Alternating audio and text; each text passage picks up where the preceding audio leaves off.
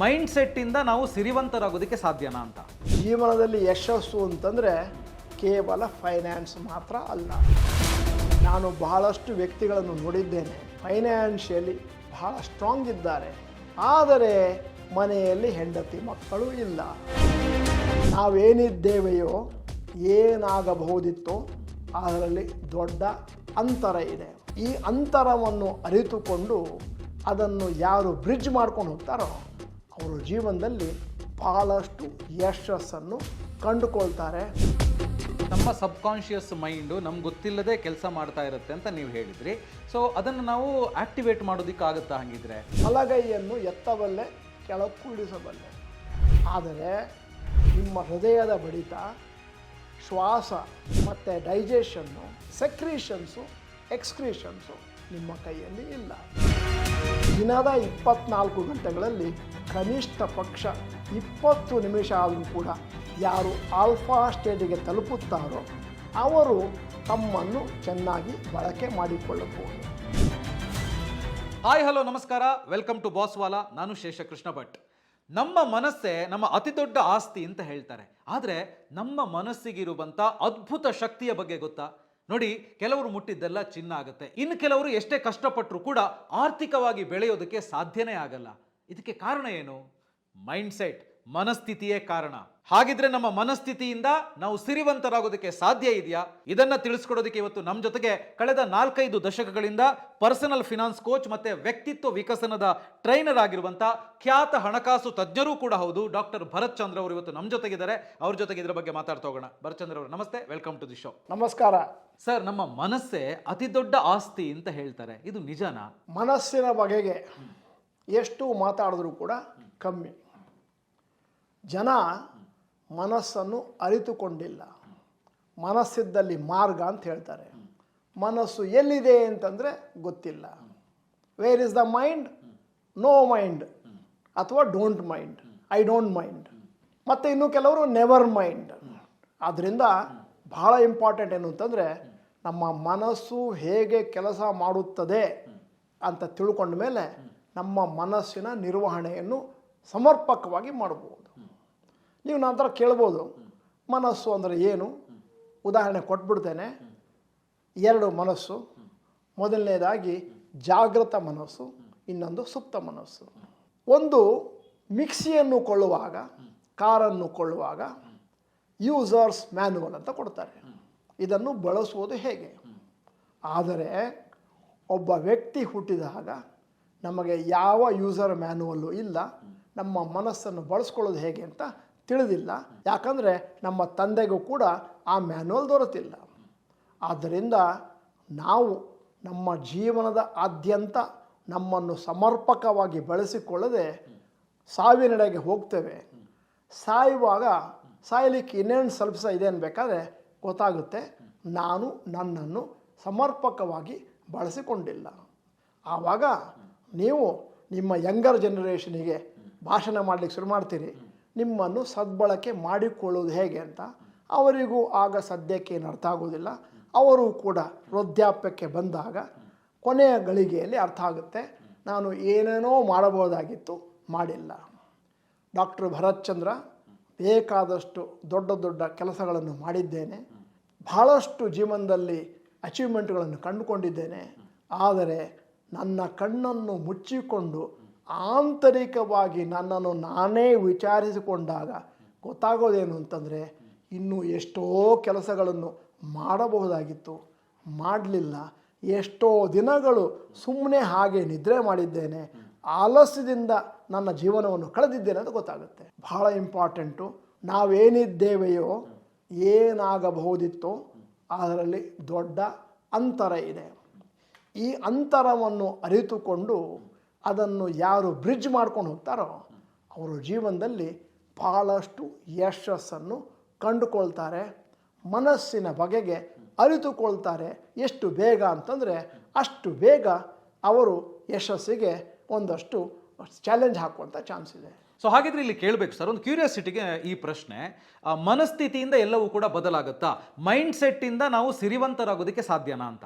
ಶೇಷಕೃಷ್ಣ ಭಟ್ರೆ, ನೀವು ಸಾಮಾನ್ಯವಾಗಿ ಜನರು ಮಾಡುವ ಒಂದು ತಪ್ಪನ್ನು ಎತ್ತಿ ತೋರಿಸಿದ್ದೀರಿ. ಜೀವನದಲ್ಲಿ ಯಶಸ್ಸು ಅಂತಂದರೆ ಕೇವಲ ಫೈನಾನ್ಸ್ ಮಾತ್ರ ಅಲ್ಲ. ಯಾಕಂದರೆ ನಾನು ಬಹಳಷ್ಟು ವ್ಯಕ್ತಿಗಳನ್ನು ನೋಡಿದ್ದೇನೆ, ಫೈನಾನ್ಷಿಯಲಿ ಬಹಳ ಸ್ಟ್ರಾಂಗ್ ಇದ್ದಾರೆ, ಆದರೆ ಮನೆಯಲ್ಲಿ ಹೆಂಡತಿ ಮಕ್ಕಳು ಇಲ್ಲ. ಆದ್ದರಿಂದ ಫೈನಾನ್ಸ್ ಅಂತ ಮಾತಾಡಬೇಕಾದ್ರೆ, ಯಶಸ್ಸು ಅಂತ ಮಾತಾಡಬೇಕಾದ್ರೆ ನಾನು ಹೇಳೋದು ನಮ್ಮ ಯಶಸ್ಸು 6 ಆ್ಯಂಗಲಲ್ಲಿ ಬೆಳಿಬೇಕು. ಮೊದಲನೇದಾಗಿ ಪರ್ಸ್ನಲ್ ಗೋಲ್ಸ್, ಎರಡನೇದಾಗಿ ಫ್ಯಾಮಿಲಿ ಗೋಲ್ಸ್, ಮೂರನೇದಾಗಿ ಫೈನಾನ್ಷಿಯಲ್ ಗೋಲ್ಸ್, ನಾಲ್ಕನೇದಾಗಿ ಸೋಷಿಯಲ್ ಗೋಲ್ಸ್, ಐದನೇದಾಗಿ ಸ್ಪಿರಿಚುವಲ್ ಗೋಲ್ಸ್, ಆರನೇದಾಗಿ ಇಂಟೆಲೆಕ್ಚುವಲ್ ಗೋಲ್ಸ್. ಕೇವಲ ಫೈನಾನ್ಸ್ ಫೈನಾನ್ಸ್ ಫೈನಾನ್ಸ್ ಅಂತ ಮಾತಾಡಿದ್ರೆ ಅದು ಒಂದು ವಿಚಾರ ಆಗುತ್ತೆ. ಒಂದು ದಿನ ನಾನು ಜಿಮ್ನೇಷಿಯಮ್ಗೆ ಹೋಗಿದ್ದೆ. ಟ್ರೈನರ್ ಹತ್ರ ಹೇಳಿದೆ, right hand exercise for 6 months. 6 ತಿಂಗಳ ಮೇಲೆ ರೈಟ್ ಹ್ಯಾಂಡ್ ಹೇಗಿತ್ತು, ಲೆಫ್ಟ್ ಹ್ಯಾಂಡ್ ಹೇಗಿತ್ತು. ಜನ ಹೇಳಿದ್ರು ಫಿಸಿಕಲಿ ಡಿಫಾರ್ಮ್ಡ್ ಪರ್ಸನ್. ಅದೇ ರೀತಿ ಭಾಳಷ್ಟು ಜನ ನೋಡಿದ್ದೇನೆ, financially very strong, family wise totally zero. ಆದ್ದರಿಂದ ನಮ್ಮ ಮನಸ್ಸನ್ನು ಬಳಸಿಕೊಳ್ಳುವುದರಿಂದ ಸರ್ವತೋಮುಖವಾದಂತಹ ನಮ್ಮ ಡೆವಲಪ್ಮೆಂಟನ್ನು ಕಂಡುಕೊಳ್ಬೇಕು ಅನ್ನುವಂಥದ್ದು ಪ್ರತಿಯೊಬ್ಬರು ಯೋಚನೆ ಮಾಡಬೇಕಾದ ವಿಚಾರ. ಅಂದರೆ ಬರೇ ಫಿನಾನ್ಷಿಯಲಿ ನಾನು ಸ್ಟ್ರಾಂಗ್ ಆಗ್ತೀನಿ ಮನಸ್ಥಿತಿಯಿಂದ ಅಂತೇಳಿ ಅನ್ಕೊಳ್ಬಾರ್ದು, ಸರ್ವತೋಮುಖ ಬೆಳವಣಿಗೆಗೆ ನಾವು ಪ್ರಯತ್ನ ಪಡಬೇಕು ಅಂತ. ಸೊ ಹಾಗಿದ್ರೆ ನಮ್ಮ ಮನಸ್ಸಿನ ಶಕ್ತಿಯ ಬಗ್ಗೆ ನಾವು ಏನೇನು ಪ್ರಮುಖ ಅಂಶಗಳನ್ನು ತಿಳ್ಕೊಳ್ಬೇಕು ಅಂತ? ಒಳ್ಳೆಯ ಪ್ರಶ್ನೆಯನ್ನು ಕೇಳಿದ್ದೀರಿ. ಅಂದರೆ ಒಂದು ದೊಡ್ಡ ವಿಚಾರವನ್ನು ತಿಳಿಸಿಕೊಡಲಿಕ್ಕೆ ಒಂದು ಸಣ್ಣ ಪೀಠಿಕೆ ಹಾಕಿದ್ದೀರಿ. ಉದಾಹರಣೆಗೆ, ಎಲ್ಲಿಯವರೆಗೆ ನಿಮಗೆ ನಮ್ಮ ಮನಸ್ಸಿನ ನಿಯಮಗಳ ಬಗ್ಗೆ ಗೊತ್ತಿಲ್ವೋ ಅಲ್ಲಿಯವರೆಗೆ ನೀವು ಅದರ ಬಳಕೆಯನ್ನು ಮಾಡೋದು ಉಳಿದು ಹೋಗುತ್ತೆ. ಒಂದಷ್ಟು ರೂಲ್ಸ್ ರೆಗ್ಯುಲೇಷನ್ಸ್ ಇದ್ದಾವೆ ಸಬ್ ಕಾನ್ಷಿಯಸ್ ಮೈಂಡಿಗೆ. ಮೊದಲನೇದು, subconscious mind is a larger of the minds. ನಾವೇನು ತಿಳ್ಕೊಂಡಿದ್ದೀವಿ, ದಿನದ 16 ಗಂಟೆ ಜಾಗೃತವಾಗಿದ್ದೇನೆ, ಆದ್ದರಿಂದ ಜಾಗೃತ ಮನಸ್ಸು ದೊಡ್ಡದು. ಸುಪ್ತ ಮನಸ್ಸು ನಾವು ಮಲಗಿರುವಾಗ 8 ಗಂಟೆ ಮಾತ್ರ. ಇಲ್ಲಿ ಏನು ತಪ್ಪು ಮಾಡ್ತಾ ಇದ್ದೀವಿ ಅಂತಂದರೆ, ಜಾಗೃತ ಮನಸ್ಸು ದಿನದ 16 ಗಂಟೆಗಳ ಕಾಲ ಕೆಲಸ ಮಾಡ್ತಾ ಇದೆ, ಸುಪ್ತ ಮನಸ್ಸು ಹಿಂದಿನಿಂದ 24 ಗಂಟೆಗಳ ಕಾಲ ಕೆಲಸ ಮಾಡ್ತಾ ಇದೆ. Subconscious mind is larger of the minds. ಉದಾಹರಣೆ ಕೊಡಬೇಕಾಗತ್ತೆ ಕಾನ್ಷಿಯಸ್ ಮತ್ತು ಸಬ್ ಕಾನ್ಷಿಯಸ್ ಮೈಂಡಿನ ಅರೇಂಜ್ಮೆಂಟ್ ಬಗ್ಗೆ. ಪಾರ್ಕಿನಲ್ಲಿ ಒಂದು ಸೀಸಾ, ಮಕ್ಕಳಾಡ್ತಾರಲ್ಲ ತಕ್ಕಡಿ ಥರ, ಒಂದು ತುದಿಯಲ್ಲಿ 10 kg ಮಗು, ಮತ್ತೊಂದು ತುದಿಯಲ್ಲಿ 90 kg ವ್ಯಕ್ತಿ. ಏನಾಗುತ್ತೆ, 90 kg ವ್ಯಕ್ತಿ ಕೆಳಗೆ ಬರ್ತಾರೆ, ಮಗು ಮೇಲಕ್ಕೆ ಹೋಗುತ್ತೆ. ಇದೇ ಅರೇಂಜ್ಮೆಂಟು ಕಾನ್ಷಿಯಸ್ ಸಬ್ ಕಾನ್ಷಿಯಸ್. ಕಾನ್ಷಿಯಸ್ ಮೈಂಡ್ ಕೇವಲ 10%, ಸಬ್ ಕಾನ್ಷಿಯಸ್ ಮೈಂಡ್ 90% ಇರುವಂತಹ ಒಂದು ವೇಟು. ಜೀವನದ ಯಾವುದೇ ಸಂದರ್ಭದಲ್ಲಿ ನಾವು ಯಾವಾಗಲೂ ಕಾನ್ಷಿಯಸ್ ಅಪ್, ಸಬ್ ಕಾನ್ಷಿಯಸ್ ಡೌನ್ ತಕ್ಕಡಿಯಲ್ಲಿ. ಈಗ ಯಾವಾಗ ಕಾನ್ಷಿಯಸ್ ಮೈಂಡ್ ಮೇಲಿದೆಯೋ ಅದಕ್ಕೆ ಕಾನ್ಷಿಯಸ್ ಆಕ್ಟಿವೇಶನ್ ಅಂದರೆ ಮೈಂಡ್ ಅಂತೀವಿ. ಕೆಳಗೆ ಸಬ್ ಕಾನ್ಷಿಯಸ್ ಮೈಂಡ್ ಮೇಲಕ್ಕೆ ಹೋದಾಗ subconscious activated state of mind ಎಂದು ಕರೆಯುತ್ತೇವೆ. ಮಗು ಯಾವಾಗಲೂ ಮೇಲ್ಗಡೆನೇ ಇರುತ್ತೆ. ಜೀವನದ ಹಲವು ಸಂದರ್ಭಗಳಲ್ಲಿ ಸಬ್ ಕಾನ್ಷಿಯಸ್ ಮೈಂಡ್ ತನ್ನಿಂದ ತಾನಾಗಿ ಮೇಲಕ್ಕೆ ಹೋಗುತ್ತದೆ. ಯಾವುದು ಅಂತ ನಿಮ್ಮಲ್ಲಿ ಕುತೂಹಲ ಇರ್ಬೋದು. ರಿಲ್ಯಾಕ್ಸೇಷನ್ನು, ಭಜನೆ, ಪ್ರಾರ್ಥನೆ, ಪ್ರಾಣಾಯಾಮ, ಶವಾಸನ, ರೇಖಿ ಇತ್ಯಾದಿಗಳಲ್ಲಿ ಸಬ್ ಕಾನ್ಷಿಯಸ್ ಮೈಂಡ್ ಮೇಲೆ ಹೋಗುತ್ತೆ, ಕಾನ್ಷಿಯಸ್ ಮೈಂಡ್ ಕೆಳಗೆ ಬರುತ್ತೆ. ಸಬ್ ಕಾನ್ಷಿಯಸ್ ಮೈಂಡ್ ಮೇಲಿದ್ದಾಗ ನಾವು ಏನೇನು ಅಫರ್ಮೇಷನ್ಸು, ಸಜೆಷನ್ಸು ಕೊಡ್ತೇವೋ ಅದು ವರ್ಕ್ ಆಗಲಿಕ್ಕೆ ಶುರುವಾಗುತ್ತೆ. ಆದ್ದರಿಂದ subconscious mind is larger the mind. Subconscious ಮೈಂಡಿನ ಬಗೆಗೆ ಎರಡನೇ ರೂಲ್ಸ್ ಏನು ಅಂತಂದರೆ, subconscious mind does not logic. Subconscious ಮೈಂಡಿಗೆ ಇದು ಸರಿ ತಪ್ಪು ಅನಿಸುವುದೇ ಇಲ್ಲ.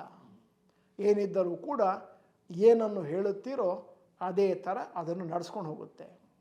ಉದಾಹರಣೆಗೆ ಅಮೇರಿಕಾದಲ್ಲಿ ಹೆನ್ರಿ ಫೋರ್ಡ್ ಇದ್ದರು. ಫೋರ್ಡ್ ಕಾರುಗಳ ಜನಕ. 18ನೇ ವಯಸ್ಸಿನಲ್ಲಿ ಅವರು ಬಡವರಾಗಿದ್ದರು. ತಮ್ಮ 40ನೇ ವಯಸ್ಸಿನಲ್ಲಿ ಅಮೇರಿಕಾದ ಧನಿಕರ ಪಟ್ಟಿಯಲ್ಲಿ ಅವರ ಹೆಸರು ಮೊದಲಿತ್ತು. ಜನ ಕೇಳಿದ್ರು, ಸರ್ 18 ವರ್ಷಕ್ಕೆ ಏನಿಲ್ಲ, 40 ವರ್ಷಕ್ಕೆ ಇಷ್ಟೊಂದು ಅಭಿವೃದ್ಧಿಯನ್ನು ಹೇಗೆ ಕಂಡ್ರಿ? ಅದಕ್ಕೆ ಫೋರ್ಡ್ ಹೇಳಿದ್ರಂತೆ, ನಾನು ಚಿಕ್ಕಂದಿನಿಂದ ಎಲ್ಲಿ ಎಲ್ಲಿ ಶ್ರೀಮಂತ ವ್ಯಕ್ತಿಗಳಿದ್ದಾರೋ ಅಲ್ಲಿ ಓಡಾಡ್ತಿದ್ದೆ, 5 ಸ್ಟಾರ್ ಹೋಟೆಲ್ಗಳಿಗೆ ಹೋಗ್ತಿದ್ದೆ. ಅವರು ಯಾವ ರೀತಿ ನಡೀತಾರೆ, ಯಾವ ರೀತಿ ಮಾತಾಡ್ತಾರೆ, ಯಾವ ರೀತಿ ತಮ್ಮ ನಿರ್ಧಾರಗಳನ್ನು ಕೈಗೊಳ್ತಾರೆ ಅವುಗಳನ್ನು ನೋಡುತ್ತಾ ಬಂದೆ, ಅವರ ಅನುಕರಣೆಯನ್ನು ಮಾಡುತ್ತಾ ಬಂದೆ, ಮುಂದೆ ಅವರಂತೆ ಆದೆ. ಇದು ಬಹಳ ಇಂಪಾರ್ಟೆಂಟು. ನೀವು ಏನನ್ನು ಕಂಟಿನ್ಯೂಯಸ್ ಆಗಿ ನಿಮ್ಮ ಸಬ್ ಕಾನ್ಷಿಯಸ್ ಮೈಂಡಿಗೆ ಫೀಡ್ ಮಾಡ್ತೀರೋ ಅದರಂತೆ ನಿಮ್ಮ ಮುಂದಿನ ಜೀವನ ತೇಲುತ್ತದೆ, ನಡೆಯುತ್ತದೆ. ಈಗ ಸಬ್ ಕಾನ್ಷಿಯಸ್ ಮೈಂಡಿನ ಬಗೆಗೆ 2 ಪಾಯಿಂಟ್ ಹೇಳಿದೆ. 3ನೆಯ ಪಾಯಿಂಟು ಸಬ್ ಕಾನ್ಷಿಯಸ್ ಮೈಂಡಿನ ಬಗೆಗೆ, subconscious mind is a storehouse of memory. ಇವತ್ತಿನವರೆಗೆ ನೀವು ಏನನ್ನು ನೋಡಿದ್ದೀರಿ, ಏನನ್ನು ಕೇಳಿದ್ದೀರಿ, ಏನನ್ನು ಅನುಭವಿಸಿದ್ದೀರಿ, ಅದು ನಿರಂತರವಾಗಿ ಸಬ್ ಕಾನ್ಷಿಯಸ್ ಮೈಂಡಲ್ಲಿ ವಿಡಿಯೋ ಟೇಪ್ ರೆಕಾರ್ಡ್ ಥರ ರೆಕಾರ್ಡ್ ಆಗ್ತಾನೇ ಇದೆ. ಐ ಹ್ಯಾವ್ ಫರ್ಗಾಟನ್ ಅನ್ನುವ ಪದ ಇಲ್ಲ, I am failing to recall ಅನ್ನುವಂಥ ಪದ ಬರುತ್ತೆ. ಭಾಳ ಜನ ಹೇಳ್ತಾರಲ್ಲ ಮರೆತು ಹೋಗಿದೆ, ಮರೆತು ಹೋಗಿಲ್ಲ, ಈಗ ನೆನಪಾಗುತ್ತಾ ಇಲ್ಲ. ಕಾನ್ಷಿಯಸ್ ಮೈಂಡ್ನಲ್ಲಿ ಇವತ್ತಿನ ಮಟ್ಟಿಗೆ, ಈ ಕ್ಷಣದ ಮಟ್ಟಿಗೆ ನೀವು ಏನನ್ನು ನೆನಪಿಸ್ಕೋಬೇಕೋ ಅದು ಮಾತ್ರ ಇದೆ, ಉಳಿದದ್ದೆಲ್ಲ ಸಬ್ ಕಾನ್ಷಿಯಸ್ ಮೈಂಡಲ್ಲಿದೆ. ನಿಮ್ಮ ಹತ್ರ ಒಂದು ಫಿಶಿಂಗ್ ರಾಡ್ ಇದ್ದರೆ ಹುಡುಕ್ಬೋದು ಎಲ್ಲಿದೆ ಅಂತ. ಒಂದು ದಿನ ನಾನು ಕಮರ್ಷಿಯಲ್ ಸ್ಟ್ರೀಟ್ಗೆ ಹೋಗಿದ್ದೆ ನನ್ನ ಹೆಂಡತಿ ಒಡನೆ. ಯಾವುದೋ ಅಂಗಡಿಗೆ ಹೋಗಿ ನೋಡ್ತಾರೆ, ಶೋ ಕೇಸ್ನಲ್ಲಿ 10 ಶರ್ಟ್ಗಳನ್ನು ಇಟ್ಟಿದ್ದಾರೆ. ನಾನು ನನ್ನ ಹೆಂಡತಿಗೆ ಹೇಳಿದೆ, ಈ 10 ಥರದ ಶರ್ಟ್ಗಳು ನನ್ನ ಹತ್ರ ಇದ್ದಾವೆ ಅಂತ ಮುಂದಕ್ಕೆ ಹೋಗ್ಬೇಕಾದ್ರೆ ಅಂಗಡಿಯವನು ಬಂದ, ಸರ್ ಇದು ಕೇವಲ ಶೋ ಕೇಸು, ಒಳಗೆ ಬನ್ನಿ, ನಮ್ಮ ಸ್ಟೋರ್ನಲ್ಲಿ ಇನ್ನೂ 1,000 ಶರ್ಟ್ಗಳಿದ್ದಾವೆ. ಅದೇ ರೀತಿ ಇವತ್ತಿನ ಮಟ್ಟಿಗೆ ಏನು ಬೇಕೋ ಅದು ಮಾತ್ರ ನಮ್ಮ ಕಾನ್ಷಿಯಸ್ ಮೈಂಡಲ್ಲಿರುತ್ತೆ, ಉಳಿದಿದ್ದೆಲ್ಲ ಸಬ್ ಕಾನ್ಷಿಯಸ್ ಮೈಂಡಲ್ಲಿರುತ್ತೆ. ಅದನ್ನು ನಾವು ರೀಕಾಲ್ ಮಾಡಿಕೊಳ್ಬೇಕಾಗತ್ತೆ. ಮೆಮೊರಿಯಲ್ಲಿ 3: registration, remembering, recalling. ಓದ್ತಾ ಇರ್ತೇವೆ, ಕೇಳ್ತಾ ಇರ್ತೇವೆ, ರಿಜಿಸ್ಟರ್ ಆಗ್ತಾ ಇರುತ್ತೆ. ಸ್ವಲ್ಪ ದಿವಸ ಆದಮೇಲೆ ಅದ್ರ ಬಗ್ಗೆ ಸ್ವಲ್ಪ ಯೋಚನೆ ಮಾಡ್ಕೋತೀವಿ. ಯಾವಾಗ ಬೇಕೋ ಅದನ್ನು ಮತ್ತೆ ನಾವು ರೀಕಾಲ್, ಮರುಕಳಿಕೆ ಮಾಡಿಕೊಳ್ತೇವೆ. ಉದಾಹರಣೆ ಕೊಡ್ತೇನೆ ಹೇಗೆ ಅಂತ. ನೀವು ಒಂದು ಪರೀಕ್ಷೆಯ ಹಾಲಲ್ಲಿದ್ದೀರಿ, ನಿಮ್ಮ ಮುಂದೆ ಒಂದು ಪ್ರಶ್ನೆ ಪತ್ರಿಕೆ ಇದೆ, ಅದರಲ್ಲಿ ಒಂದು ಪ್ರಶ್ನೆ ಇದೆ. ಆ ಪ್ರಶ್ನೆಗೆ ಉತ್ತರ ಗೊತ್ತಿದೆ ಅಂತ ಗೊತ್ತಿದೆ, ಆದರೆ ಗೊತ್ತಿಲ್ಲ. ಇಲ್ಲಿದೆ, ಇಲ್ಲಿಲ್ಲ. ಹಾಗಾದಾಗ ನೀವೇನು ಮಾಡ್ತೀರಿ? ಕ್ಷಣಿಕವಾಗಿ ನಿಮ್ಮ ಕಣ್ಣುಗಳನ್ನು ಮುಚ್ಕೊಳ್ತೀರಿ. ಮತ್ತು ನೀವು ಪಠ್ಯ ಪುಸ್ತಕಕ್ಕೆ ಹೋಗ್ತೀರಿ, ಎಡಗಡೆ ಬಲಗಡೆ ಅಂತ ಹುಡುಕ್ತೀರಿ. ಎಡಗಡೆ 2ನೇ ಪ್ಯಾರಾಗ್ರಾಫಲ್ಲಿ ನಿಮ್ಗೆ ಉತ್ತರ ಕಾಣಿಸುತ್ತೆ ಅಲ್ವಾ? ಅಂದರೆ ಉತ್ತರ ಗೊತ್ತಿದೆ ಅಂತ ಗೊತ್ತಿದೆ, ಆದರೆ ಗೊತ್ತಿಲ್ಲ. ಇದೇ ಸಿಚುವೇಶನು ನಮ್ಮ ಜೀವನದಲ್ಲಿ. ಯಾರನ್ನು ಭೇಟಿಯಾಗ್ತೀರಿ, ಮುಖ ನೋಡಿದ್ರೆ ಗೊತ್ತಿದ್ದಂಗೆ ಇರುತ್ತೆ, ಆದರೆ ಹೆಸರು ಬರ್ತಾ ಇಲ್ಲ. ಸ್ವಲ್ಪ ಯೋಚನೆ ಮಾಡಿದ್ರೆ ತನ್ನಿಂದ ತಾನಾಗಿ ಉತ್ತರ ಬರುತ್ತೆ. ಅಕಸ್ಮಾತ್ ನೀವು ನನ್ನ ಮೆಮೊರಿಯೇ ಹೀಗೆ, ನನಗೆ ಇವರ ಹೆಸರು ಬರ್ತಾ ಇಲ್ಲ ಅಂತ ತಿಳ್ಕೊಂಬಿಟ್ರೆ ಅಲ್ಲಿಗೆ ಡಿಫೀಟಿಸಮ್ ಸ್ಟಾರ್ಟ್ ಆಯಿತು, ಆ ಉತ್ತರ ಬರೋದಿಲ್ಲ. ಅದರಿಂದಾಗಿ ಇವತ್ತಿನವರೆಗೆ ನೀವೇನನ್ನು ಕೇಳಿದ್ದೀರಿ, ನೋಡಿದ್ದೀರಿ, ಅನುಭವಿಸಿದ್ದೀರಿ, ಅದು ಅಚ್ಚಳಿಯದೆ ನಿಮ್ಮ ಸಬ್ ಕಾನ್ಷಿಯಸ್ ಮೈಂಡಲ್ಲಿದೆ. ನನಗೆ ಗೊತ್ತಿಲ್ಲ ಅಂತಂದರೆ ಅದು ಹೊರಟೋಯ್ತು, ಈಗ ನನಗೆ ಸದ್ಯಕ್ಕೆ ನೆನಪಾಗ್ತಿಲ್ಲ ಅನ್ನುವಂಥದ್ದು ಸರಿಯಾದಂಥ ಪದ. ಅಂದರೆ ನಮ್ಮ ಸಬ್ ಕಾನ್ಷಿಯಸ್ ಮೈಂಡು ನಮ್ಗೆ ಗೊತ್ತಿಲ್ಲದೆ ಕೆಲಸ ಮಾಡ್ತಾ ಇರುತ್ತೆ ಅಂತ ನೀವು ಹೇಳಿದ್ರಿ. ಸೊ ಅದನ್ನು ನಾವು ಆಕ್ಟಿವೇಟ್ ಮಾಡೋದಕ್ಕಾಗುತ್ತಾ? ಹಾಗಿದ್ರೆ ಹೇಗೆ ಆಕ್ಟಿವೇಟ್ ಮಾಡೋದು ಅಂತ? ಬಹಳ ಒಳ್ಳೆಯ ಪ್ರಶ್ನೆಯನ್ನು ಕೇಳಿದ್ದೀರಿ. ಸಬ್ ಕಾನ್ಷಿಯಸ್ ಮೈಂಡಿನ 4ನೆಯ ನಿಯಮವನ್ನು ನಿಮ್ಮ ಮುಂದೆ ಅನಾವರಣೆ ಮಾಡ್ತಾ ಇದ್ದ ಹಾಗೆ ನಿಮ್ಗೆ ಅರ್ಥ ಆಗುತ್ತೆ, ನಿಮ್ಮ ಉತ್ತರ ಅಲ್ಲೇ ಇದೆ ಅಂತ. Subconscious mind governs what is called as autonomic nervous system. ನಮ್ಮ ಬಾಡಿಯಲ್ಲಿ, ಶರೀರದಲ್ಲಿ ಹಲವಾರು ಕ್ರಿಯೆಗಳು ನಡೀತಾ ಇದ್ದಾವೆ. ಬಲಗೈಯನ್ನು ಎತ್ತಬಲ್ಲೆ, ಕೆಳಕ್ಕೂ ಇಳಿಸಬಲ್ಲೆ. ಆದರೆ ನಿಮ್ಮ ಹೃದಯದ ಬಡಿತ, ಶ್ವಾಸ ಮತ್ತು ಡೈಜೆಷನ್ನು, ಸೆಕ್ರೀಷನ್ಸು, ಎಕ್ಸ್ಕ್ರೀಷನ್ಸು ನಿಮ್ಮ ಕೈಯಲ್ಲಿ ಇಲ್ಲ.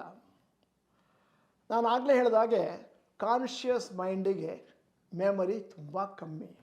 ಸಬ್ ಕಾನ್ಷಿಯಸ್ ಮೈಂಡಲ್ಲಿ ಎಲ್ಲ ಮೆಮೊರಿ ಇದೆ. ನೀವೇನಾದರೂ ಕಾನ್ಷಿಯಸ್ ಮೈಂಡಿಂದ ಹೃದಯಕ್ಕೆ ಬಡ್ಕೊಂಡಿರೋ ಉಸಿರಾಟ ತಗೊಳ್ತಾ ಇರು ಅಂತ ಹೇಳಲಿಕ್ಕೆ ಏನಾದರೂ ಮರ್ತೋಗ್ಬಿಟ್ಟು ಹಾರ್ಟ್ ಬೀಟ್ ನಿಂತೋದ್ರೆ ಅಂತ ಹೇಳುವಂಥ ಭಯದಿಂದ ದೇವರು ನನ್ನ ರೆಪ್ರೆಸೆಂಟೇಟಿವ್ ಆಗಿರುವಂಥ ಸಬ್ ಕಾನ್ಷಿಯಸ್ ಮೈಂಡ್ ಏನಿದೆ ಅದಕ್ಕೆ ಪವರ್ ಕೊಟ್ಟಿದ್ದಾನೆ ನಿಮ್ಮ ಎಲ್ಲ ಪ್ರಕ್ರಿಯೆಗಳನ್ನು ನಡೆಸ್ಕೊಂಡು ಹೋಗಲಿಕ್ಕೆ. ಅಂದರೆ ದೇವರು ನಿಮ್ಮ ಪರವಾಗಿ ನಿಮ್ಮ ಶರೀರದ ಅತಿ ಇಂಪಾರ್ಟೆಂಟ್ ಕೆಲಸಗಳನ್ನು ನಿರ್ವಹಣೆ ಮಾಡ್ತಾ ಇದ್ದಾನೆ. ಉದಾಹರಣೆಗೆ ಆಗಲೇ ಹೇಳಿದಾಗೆ ಹಾರ್ಟ್ ಬೀಟು, ರೆಸ್ಪಿರೇಷನ್ನು, ಎಕ್ಸ್ಕ್ರೀಷನ್ಸು, ಡೈಜೆಷನ್ ಇತ್ಯಾದಿ ಆಟೋಮೆಟಿಕ್ಕಾಗಿ ನಡೀತಾ ಇದೆ.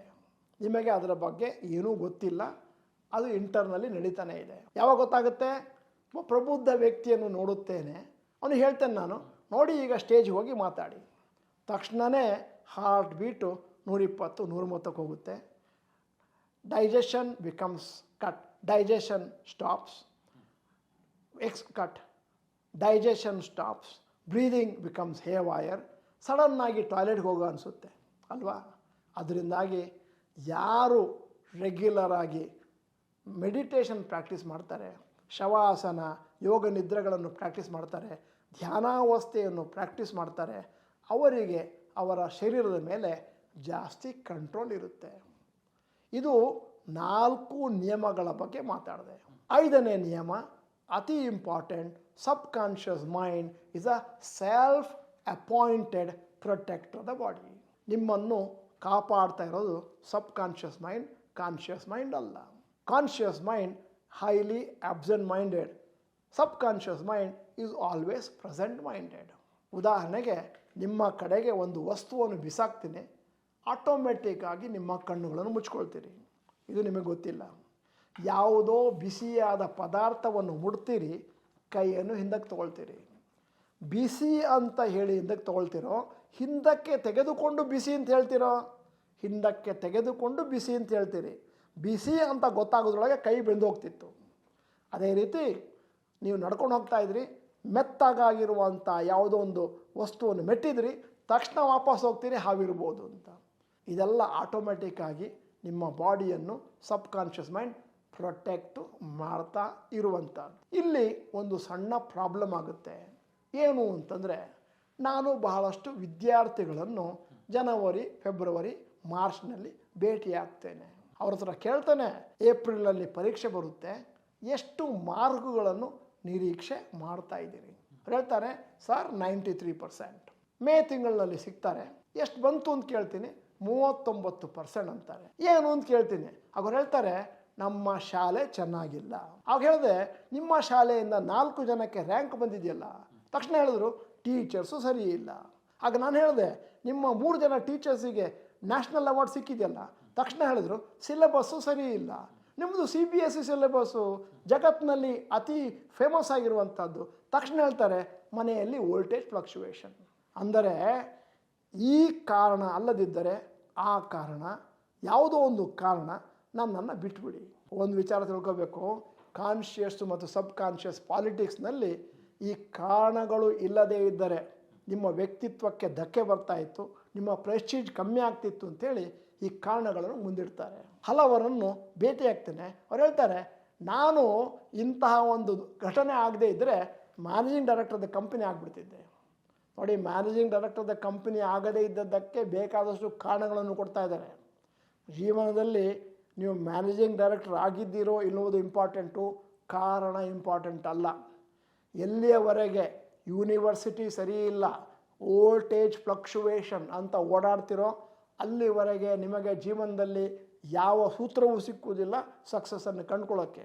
ಅಂದರೆ ಇಲ್ಲಿ ಸಬ್ ಕಾನ್ಷಿಯಸ್ ಮೈಂಡ್ ಕಾರಣ ಕೊಡೋದು ಅಥವಾ ಕಾನ್ಷಿಯಸ್ ಮೈಂಡ್? ಎರಡರ ಸಮ್ಮಿಳನದಿಂದ ಆಗ್ತಾ ಇರೋದು. ಯಾಕಂದರೆ ಅಕಸ್ಮಾತ್ ಕಾರಣ ಇಲ್ಲದಿದ್ದರೆ ನಿಮ್ಮ ಪ್ರೆಸ್ಟೀಜ್ ಹೊರಟೋಗುತ್ತೆ.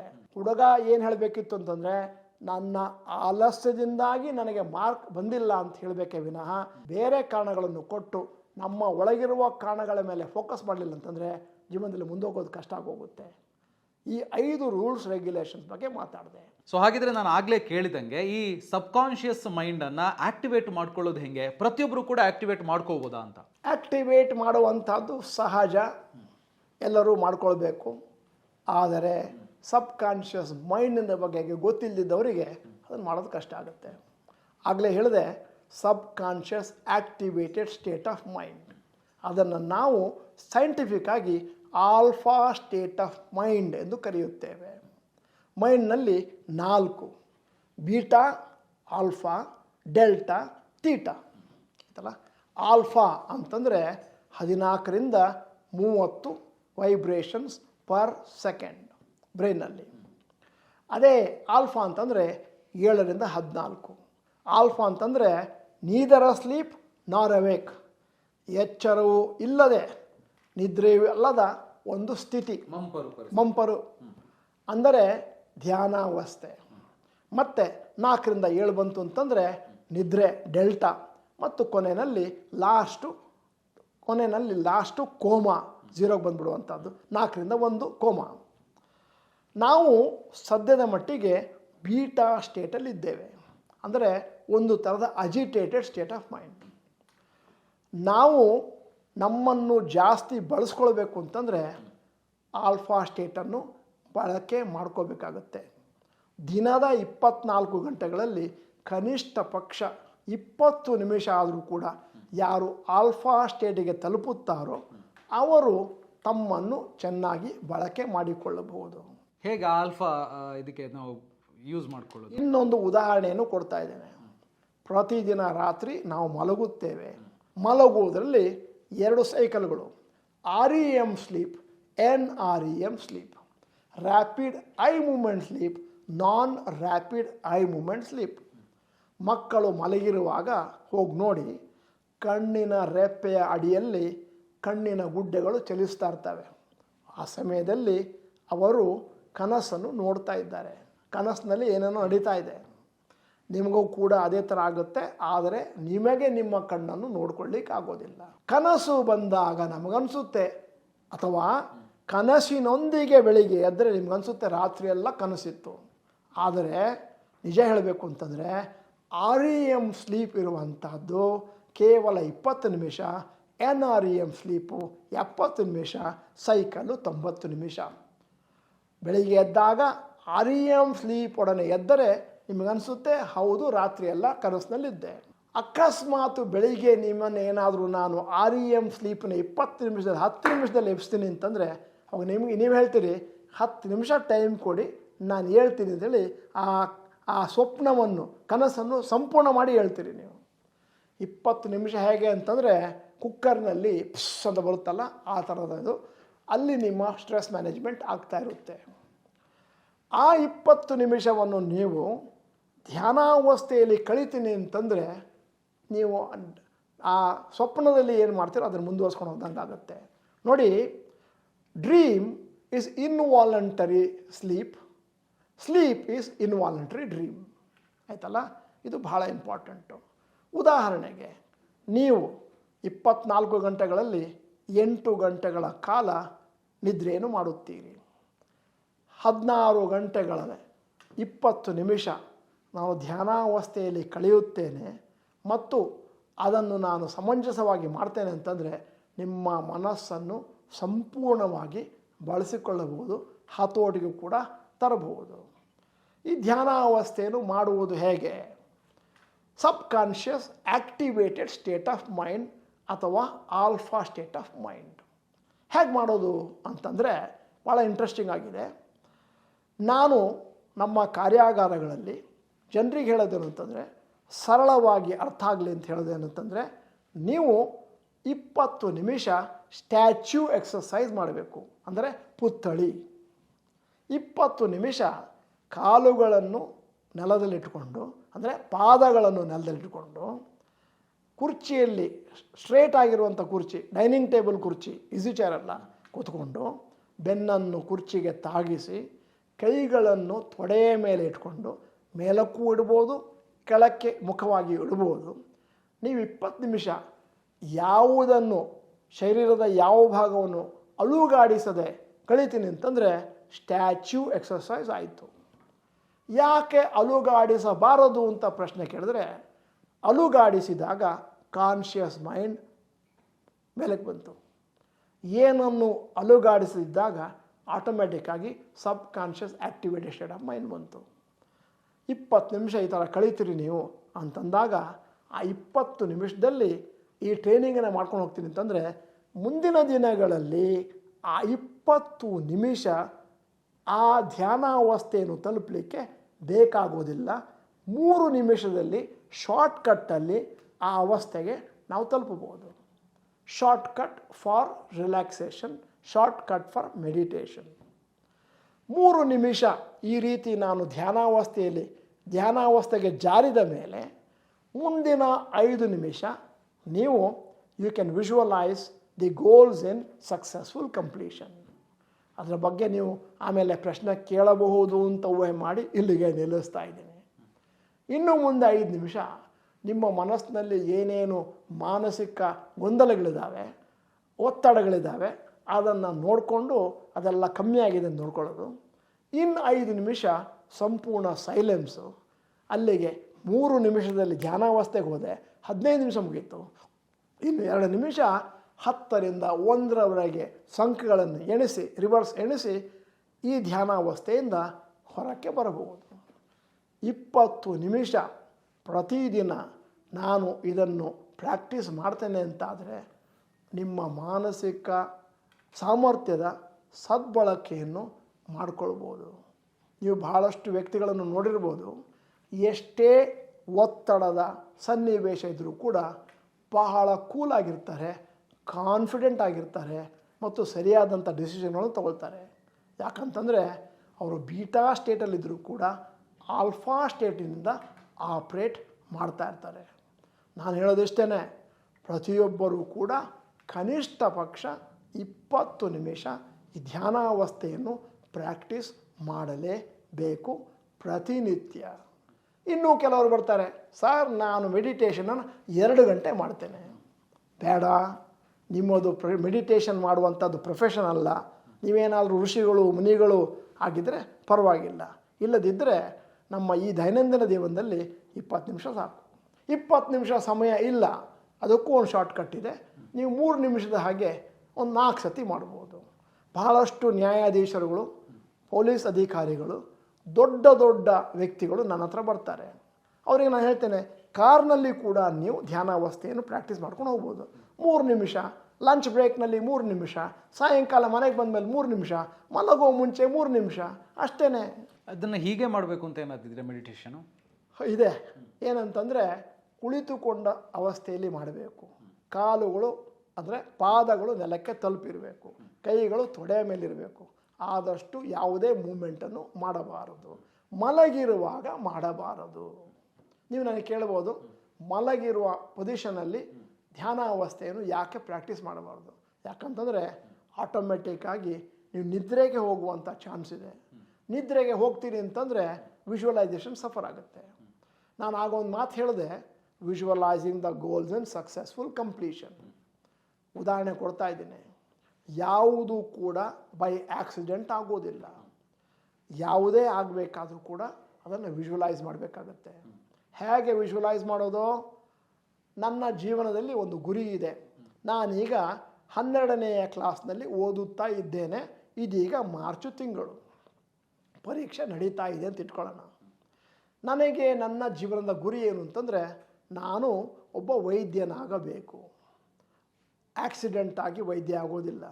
ನೀವೇನು ಮಾಡಬೇಕು ಅಂತಂದರೆ, ನಿಮ್ಮ ಕಣ್ಣುಗಳನ್ನು ಮುಚ್ಚಿಕೊಂಡು ಈ ಧ್ಯಾನಾವಸ್ಥೆಯಲ್ಲಿ ಎಷ್ಟು ಒಳಗೆ, ಎಷ್ಟು ಡೀಪರ್ ಲೆವೆಲಿಗೆ ಹೋಗೋಕ್ಕಾಗುತ್ತೋ ಅಲ್ಲಿವರೆಗೆ ಹೋಗಿ ನೀವು ಕಣ್ಣುಗಳನ್ನು ಮುಚ್ಚಿಕೊಂಡು ನೀವು ನೋಡಬೇಕು, ಇದೀಗ ಏಪ್ರಿಲ್ ತಿಂಗಳು, ನಾನು ಪರೀಕ್ಷೆಯಲ್ಲಿ ಚೆನ್ನಾಗಿ ಬರೆದಿದ್ದೇನೆ, ನನಗೆ ಉತ್ತಮ ಮಾರ್ಕ್ಗಳು ಬರುತ್ತೆ ಅಂತ ಆಗಲೇ ಕಾಣಿಸ್ಬೇಕು. ಮೇ ತಿಂಗಳಿನಲ್ಲಿ ಮಾರ್ಕ್ಸ್ ಕಾರ್ಡ್ ಬಂದಾಗ ನೋಡಬೇಕು, ಭಾಳ ಒಳ್ಳೆಯ ಮಾರ್ಕ್ಗಳು ಬಂದಿದ್ದಾವೆ, 95%, 98%ವರೆಗೂ ಬಂದಿದೆ. ಮತ್ತು ನನಗೆ CET-ನಲ್ಲಿ ಒಳ್ಳೆಯ ಮೆಡಿಕಲ್ ಕಾಲೇಜಲ್ಲಿ ಸೀಟ್ ಸಿಕ್ಕಿದೆ ಅಂದರೆ ನೋಡ್ಕೋಬೇಕು, ಬಾಯಲ್ಲಿ ಹೇಳೋದಲ್ಲ. ನಾನು ಮೆಡಿಕಲ್ ಕಾಲೇಜಿಗೆ ಹೋಗ್ತಾ ಇದ್ದೇನೆ, ಬಿಳಿ ಕೋಟ್ ಹಾಕ್ಕೊಂಡಿದ್ದೇನೆ, ನನ್ನ ಇತರ ಸ್ನೇಹಿತರನ್ನು ನೋಡ್ತಾ ಇದ್ದೇನೆ. ನಾನು ಮೆಡಿಕಲ್ ಕಾಲೇಜಿಗೆ ಹೋಗಿದ್ದರಿಂದ ನಮ್ಮ ಪೇರೆಂಟ್ಸಿಗೆ ಖುಷಿಯಾಗಿದೆ, ನಮ್ಮ ರಿಲೇಟಿವ್ಸ್ಗೂ ಖುಷಿಯಾಗಿದೆ, ಸ್ನೇಹಿತರಿಗೂ ಖುಷಿಯಾಗಿದೆ, ನಾನು ಯಶಸ್ಸನ್ನು ಕಂಡಿದ್ದೇನೆ. ಒಂದು 6 ತಿಂಗಳು ಬಿಟ್ಟು ನಾನು ಈಗ ಆಗಲೇ ಮೆಡಿಕಲ್ ಕಾಲೇಜಲ್ಲಿ ಹೋಗ್ತಾ ಇದ್ದೇನೆ, ಚೆನ್ನಾಗಿ ಓದ್ತಾ ಇದ್ದೇನೆ. 1 ವರ್ಷದ ಮೇಲೆ ಮೊದಲ MBBS ಎಲ್ಲ ಪರೀಕ್ಷೆಗಳನ್ನು ಚೆನ್ನಾಗಿ ಮಾಡಿದ್ದೇನೆ, ಪಾಸಾಗಿದ್ದೇನೆ. 5 ವರ್ಷದ ಮೇಲೆ ನಾನು ಈಗಾಗಲೇ ವೈದ್ಯನಾಗಿದ್ದೇನೆ ಮತ್ತು ನನಗೆ ಪದವಿ ಸರ್ಟಿಫಿಕೇಟ್ ಸಿಕ್ಕಿದೆ ಅಂತ visualising the goals in successful completion ಮಾಡಬೇಕು. ಅಂದರೆ ಈ ರೀತಿ ಮಾಡೋದ್ರಿಂದ ಏನಾಗುತ್ತೆ, ಕೆಲವೊಮ್ಮೆ ನಮಗೆ ಮಧ್ಯದಲ್ಲಿ ಒಂದು ಮೋಟಿವೇಶನ್ ಹೊರಟೋಗುತ್ತೆ. ಓದುವಾಗ ಏನೇನು ಯೋಚನೆಗಳು ಬರ್ತವೆ, ಓದೋದು ಬೇಡ ಅನಿಸುತ್ತೆ, ಸ್ವಲ್ಪ TV ನೋಡೋಣ ಅನಿಸುತ್ತೆ, ಸ್ವಲ್ಪ ಕ್ರಿಕೆಟ್ ಮ್ಯಾಚ್ ನೋಡೋಣ ಅನಿಸುತ್ತೆ. ಈ ಥರದ ವಿಜುವಲೈಸೇಷನ್ ಮಾಡೋದ್ರಿಂದ ನಿಮ್ಮ ಮನಸ್ಸು ಕೇಂದ್ರೀಕೃತ ಆಗುತ್ತೆ. ನಾನು ಓದಬೇಕು ಅಂತ ಮನಸ್ಸು ಬರುತ್ತೆ.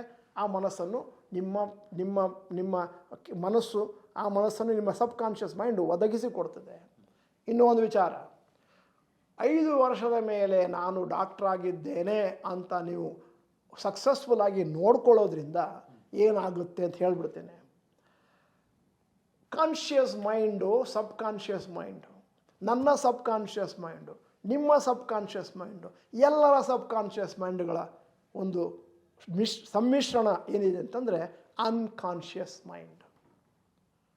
ನಾವು ಅದನ್ನು ಸೂಪರ್ ಪವರ್ ಅಂತಲೂ ಕರೀತೇವೆ, ದೇವರು ಅಂತಲೂ ಕರಿತೀವಿ. ಈಗ ಒಬ್ಬ ವ್ಯಕ್ತಿ ಕೂತ್ಕೊಂಡು ಕಣ್ಣುಗಳನ್ನು ಮುಚ್ಕೊಂಡು ನಾನು ಈಗಾಗಲೇ ಡಾಕ್ಟರ್ ಆಗಿದ್ದೇನೆ ಅಂತ ಯೋಚನೆ ಮಾಡಬೇಕಾದ್ರೆ ಅಲ್ಲಿಂದ ನೀವು ಅಪ್ಲಿಕೇಶನ್ ಆಗ್ತಾ ಇರೋದು ಅಲ್ಲಿಗೆ ತಲುಪುತ್ತೆ. ಮುಂದಿನ ದಿನಗಳಲ್ಲಿ ನೀವು ವೈದ್ಯರಾಗಲಿಕ್ಕೆ ಬೇಕಾದಂಥ ಎಲ್ಲ ಸಹಕಾರಗಳನ್ನು ಅದು ಒದಗಿಸಿಕೊಡ್ತದೆ. ಇಂಟರ್ವ್ಯೂಗಳಲ್ಲಿ ನಿಮಗೆ ಬೇಕಾದಂಥ ಪ್ರಶ್ನೆಗಳನ್ನು ಮಾತ್ರ ಕೇಳ್ತಾರೆ. ನೀವು ಓದಿದ್ದೇ ಮತ್ತೆ ಚೆನ್ನಾಗಿ ನೆನಪಾಗುತ್ತೆ ಮತ್ತು ಮೋಟಿವೇಶನ್ ಇರುತ್ತೆ. ಇದು ಬಹಳ ಬಹಳ important, visualising the goals in successful completion. ಇನ್ನೂ ಮುಂದಕ್ಕೆ ಹೋಗ್ತೀನಿ. ವಿಜುವಲೈಸಿಂಗ್ ಹೆಂಗಿರಬೇಕು, ನಿಜವಾಗಿಯೂ ನಾನು ಈಗಾಗಲೇ ಡಾಕ್ಟ್ರ್ ಆಗಿದ್ದೇನೆ ಅಂತ ನೋಡ್ಕೊಳ್ಬೇಕು. ಡಾಕ್ಟ್ರು ಕೋರ್ಟಲ್ಲಿ ನೋಡ್ಕೋಬೇಕು, ನಾನು ಹಾಸ್ಪಿಟ್ಲಲ್ಲಿ ಕೆಲಸ ಮಾಡೋದು ನೋಡ್ಕೋಬೇಕು. ನೀವು ಕೇಳ್ಬೋದು ದಿನ ಎಲ್ಲ ಅಲ್ಲ, ದಿನಕ್ಕೆ ಒಂದು ದಿವಸ 3 ನಿಮಿಷ ಕಟ್. ನೀವು ಕೇಳ್ಬೋದು ದಿನ ಎಲ್ಲ ಮಾಡಬೇಕಾ, ದಿನಕ್ಕೆ 3 ನಿಮಿಷ 4 ನಿಮಿಷನೂ ಸಾಕಾಗುತ್ತೆ. Visualising the goal in successful ಕಂಪ್ಲೀಷನ್ಗೆ ಮತ್ತೊಂದು ಉದಾಹರಣೆ ಕೊಟ್ಬಿಡ್ತೀನಿ. ವಂಡರ್ಫುಲ್ ಉದಾಹರಣೆ. 2 ಹುಡುಗಿಯರು ಭೇಟಿಯಾಗ್ತಾರೆ. ಹಳ್ಳಿಯ ಹುಡುಗಿ, ಪಟ್ಟಣದ ಹುಡುಗಿ, 2 ಕ್ಲಾಸ್ಮೇಟ್ಸ್, ಭಾಳ ವರ್ಷದ ಮೇಲೆ ಭೇಟಿಯಾಗ್ತಾ ಇದ್ದಾರೆ. ಹಳ್ಳಿ ಹುಡುಗಿ ಹೇಳ್ತಾಳೆ, ಒಂದು ಗುಡ್ ನ್ಯೂಸ್ ಕೊಡ್ತಾ ಇದ್ದೇನೆ, ನನಗೆ ಮದುವೆ ಫಿಕ್ಸ್ ಆಗಿದೆ. ಪಟ್ಟಣದ ಹುಡುಗಿ ಕೇಳ್ತಾಳೆ, ಹುಡುಗನ ನೋಡಿದ್ಯಾ? ಇಲ್ಲ. ಮತ್ತು ನಮ್ಮ ತಂದೆ ನನ್ನನ್ನು ಪರಿಚಯ ಇದೆಯಲ್ಲ, ಆ ಹುಡುಗನನ್ನು ಪರಿಚಯ ಮಾಡಿಕೊಂಡ್ರು, ನನಗೆ ಆಗುತ್ತೆ, ಸೆಟ್ ಆಗುತ್ತೆ ಅಂತ ಹೇಳಿದ್ದಾರೆ. ಆಗ ಸಿಟಿ ಹುಡುಗಿ ಕೇಳಿದಂತೆ, ಮದುವೆ ಸಕ್ಸಸ್ಫುಲ್ ಆಗುತ್ತೆ ಅಂತ ಏನು ಗ್ಯಾರಂಟಿ? ಹಳ್ಳಿ ಹುಡುಗಿ ಹೇಳಿದಂತೆ, ಮದುವೆಯನ್ನು ಸಕ್ಸಸ್ಫುಲ್ ಆಗೋದಕ್ಕೆ ನಾನು ವರ್ಕ್ ಮಾಡ್ತೀನಿ, ಸಕ್ಸಸ್ಫುಲ್ ಆಗೇ ಆಗುತ್ತೆ. ಅಂದರೆ ಆ ಹುಡುಗನೊಟ್ಟಿಗೆ ಎಂಗೇಜ್ಮೆಂಟು ಆದ ತಕ್ಷಣವೇ ಈ ಹುಡುಗಿ, ಹಳ್ಳಿಯ ಹುಡುಗಿ, ಇಡೀ ಮದುವೆಯನ್ನು ಸಂಪೂರ್ಣವಾಗಿ ಸಕ್ಸಸ್ಫುಲ್ಲಾಗಿ ನೋಡ್ಬಿಟ್ಟಿದ್ದಾಳೆ. ಪಟ್ಟಣದ ಹುಡುಗಿ ಆವಾಗ ಡೇಟಿಂಗ್ ಮಾಡ್ತಾ ಇದ್ದಾಳೆ, ಈ ಹುಡುಗ ಆಗ್ಬೋದು ಅಂತ ಇನ್ನೂ ಫಿಕ್ಸ್ ಆಗಿಲ್ಲ ಅಲ್ವಾ? ಇನ್ನೊಂದು ಉದಾಹರಣೆ ಕೊಡ್ತೀನಿ. ನಿಮ್ಮ ತಂದೆಗೆ ನೀವೊಬ್ಬನೇ ಮಗ. ಉದಾಹರಣೆ, ಕೆಲವರು ನನಗೆ ಆರ್ಗ್ಯುಮೆಂಟ್ ಮಾಡಿ ಬರ್ತಾರೆ, ನಮ್ಮ ತಂದೆ 3 ಜನ ಮಕ್ಕಳಿದ್ದಾರೆ. ಉದಾಹರಣೆ ಕೊಡ್ತಿರೋದು ಅಷ್ಟೇ. ಜಯನಗರದಲ್ಲಿ ಒಂದು ಮನೆ ಇದೆ ನಿಮ್ಮ ತಂದೆದು. ನೀವು ಕಣ್ಣು ಮುಚ್ಕೊಂಡ್ರೆ ಗೊತ್ತಾಗುತ್ತೆ, 2045ನೇ ಇಸ್ವಿನಲ್ಲಿ ನೀವು ಆ ಮನೆಯಲ್ಲಿ ವಾಸವಾಗಿದ್ದೀರಿ. ನಿಮ್ಮದೇ ಮನೆ ಅದು. ಏನೋ ಡೌಟ್ ಇದೆಯಾ? ಹೀಗಿರಬೇಕು ನಮ್ಮ ವಿಜುವಲೈಸೇಷನ್ನು. ನೀವು ಸಿಂಗಾಪುರ್ ಟ್ರಿಪ್ಪಿಗೆ ಈಗಾಗಲೇ ಬುಕ್ ಮಾಡ್ಕೊಂಡಿದ್ದೀರಿ, ವೀಸಾನೂ ಬಂದ್ಬಿಟ್ಟಿದೆ. ಕಣ್ಣು ಕ್ಲೋಸ್ ಮಾಡಿದ್ರೆ ಏಪ್ರಿಲ್ 15ನೇ ತಾರೀಕು ಸಿಂಗಾಪುರಲ್ಲಿ ಓಡಾಡೋದು ಕಾಣಿಸ್ತಾ ಇದೆ ನಿಮಗೆ. ಅದೇನೋ ಡೌಟ್ ಇದೆಯಾ? ಈ ಥರ ನಮ್ಮ ಜೀವನದ ಗುರಿಗಳನ್ನು ಎಷ್ಟು ರಿಯಲಿಸ್ಟಿಕ್ ಆಗಿ ನೋಡ್ತೀವೋ ಅಷ್ಟು ಅದು ಮುಂದಿನ ದಿನಗಳಲ್ಲಿ ಸಾಕ್ಷಾತ್ಕಾರ ಆಗುತ್ತೆ. Thank you sir, thank you very much ನಿಮ್ಮ ಪ್ರೀಷಿಯಸ್ ಟೈಮ್ ಮತ್ತು ಪ್ರೀಷಿಯಸ್ ನಾಲೆಜ್ಗೆ. ಯಾಕಂದರೆ ಪ್ರತಿಯೊಬ್ಬರು ಕೂಡ ಕೇಳ್ತಾ ಇದ್ರು ಹೇಗೆ ಮ್ಯಾನಿಫೆಸ್ಟೇಷನ್ ಮಾಡೋದು ಅಥವಾ ಮನಸ್ಥಿತಿ ಅಂದರೆ ಈ ಸಬ್ಕಾನ್ಷಿಯಸ್ ಮೈಂಡ್ ಬಗ್ಗೆ ತಿಳ್ಕೊಳ್ಳೋದು ಹೆಂಗೆ ಅಫರ್ಮೇಷನ್ಸನ್ನು ಹೇಳಬೇಕು ಅಂತ ಅದರ ಬಗ್ಗೆ ತಿಳಿಸ್ಕೊಟ್ಟಿದ್ದೀರಿ. Once again thank you sir. ನಮಸ್ಕಾರ. ಸೊ ಈ ವಿಡಿಯೋ ನಿಮಗೆ ಇಷ್ಟ ಆಗಿದೆ ಅಂದರೆ ಲೈಕ್ ಮಾಡಿ, ಶೇರ್ ಮಾಡಿ, ಬಾಸ್ವಾಲ ಕನ್ನಡ ಚಾನಲನ್ನು ಸಬ್ಸ್ಕ್ರೈಬ್ ಮಾಡಿ. ಸೊ ಹಾಗೆಯೇ ಈಗಾಗಲೇ ಡಾಕ್ಟರ್ ಭರತ್ ಚಂದ್ರ ಅವರು ಈ ಇಂಟರ್ವ್ಯೂನಲ್ಲಿ ಹೇಳಿದಂಗೆ 40 ಅಫರ್ಮೇಷನ್ಸ್ನ ಡೀಟೇಲ್ಸ್ ಏನಿದೆ ಅದನ್ನು ಡಿಸ್ಕ್ರಿಪ್ಷನಲ್ಲಿ ಲಿಂಕಲ್ಲಿ ಕೊಟ್ಟಿರ್ತೀನಿ. ಅದನ್ನು ಕ್ಲಿಕ್ ಮಾಡೋದ್ರ ಮೂಲಕ ನಿಮಗೆ ಯಾವುದು ಸೂಕ್ತ ಅನ್ನೋದನ್ನು ನೋಡಿಕೊಂಡು ನೀವು ಪ್ರಾಕ್ಟೀಸ್ ಮಾಡ್ಬೋದು. ಆ ಮೂಲಕ ಅವರು ಹೇಳಿದಂಗೆ ಜೀವನದಲ್ಲಿ ಮತ್ತಷ್ಟು ಬೆಳವಣಿಗೆಯನ್ನು ಕಾಣೋದಕ್ಕೆ ಸಾಧ್ಯ. ಬ್ರ್ಯಾಂಡ್ ಪಾರ್ಟ್ನರ್ಶಿಪ್ ಮತ್ತು ಜಾಹೀರಾತಿಗಾಗಿ ಸಂಪರ್ಕಿಸಿ brand@bosswala.com. WhatsApp number 9108014192. Bosswala. Be the boss.